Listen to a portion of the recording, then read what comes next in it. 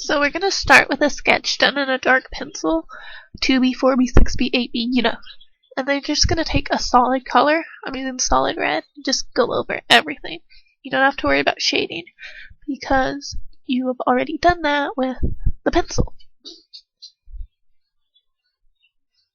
Just fill everything in, you know, yeah. And I like to mix colors when they're still wet, so that they do this little, I don't even know, they just like blend cool together, and I think that looks good with this kind of style, whatever. And yeah, just keep doing it solidly.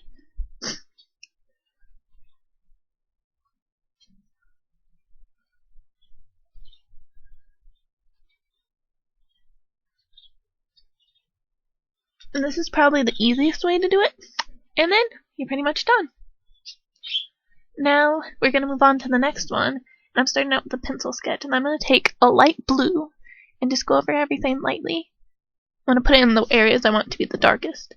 And one thing to remember with watercolor is to try and keep as much white as possible at first, because it's easier to go darker than it is to go lighter. Also try and, if you're doing like hair or an animal or something, try to make the shadows look like the texture, I guess. Now I'm going to go over it again with the same color of blue, and this time it'll look a little darker because we're overlapping. And I'm going to also fill in some more of the areas that are white to make the bird more blue, you know, yeah. And then we're going to take the same blue again and just go over some more of the white areas. And then we're going to take a darker blue and go over some of the areas I want to be darker. And some of them I'm going over while they're still wet, so it kind of like blends into it, I guess. Yeah. And then we colored in the beak. And then we're going to take a really dark color to shade the bottom of the beak, because I want it to look like it's shiny. And the more contrast, the shinier it'll look. I'm using a mix of this dark blue and purple to make really dark shadows. And I'm doing little dots to make it look like feathers. And then the tail, I'm going to do lines, because the tail feathers are longer than the little feathers of the face. Same with the wings. Now I'm going to take dark red color and mix it with a dark green color, because you're never supposed to use black in a painting.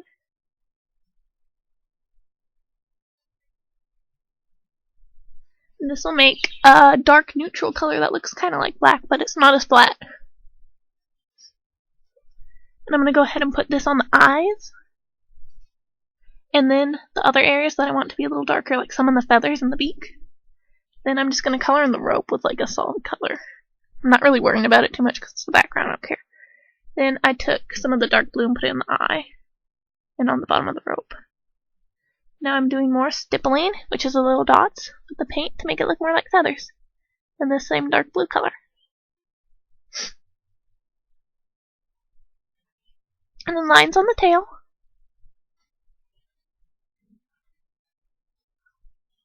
And then I like to do little dots around the edge of the bird because I think it makes him look whimsical. Then I'm going to use a white colored pencil to add a highlight to the eye. And if I want it to be more bold, I'll use a gel pen. And then it's done! Now you can do the same on drawing an ink pen if you want it to look more cartoony, I guess.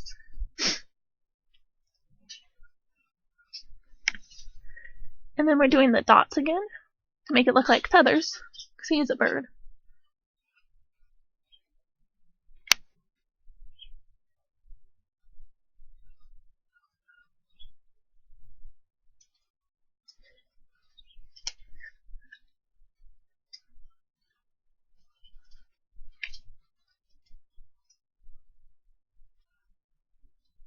Still no black, because black is bad. Except not in a racist way. That sounded really racist. I'm sorry. And then you're done with that. Then here's a picture. We're going to use a white crayon. And you're going to draw whatever you want in a plain area of the paper. Or you can also draw over top of a color if you want.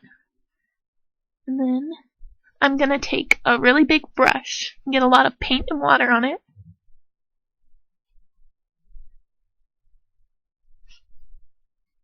And then you're just going to slop it on top. And something magical happens.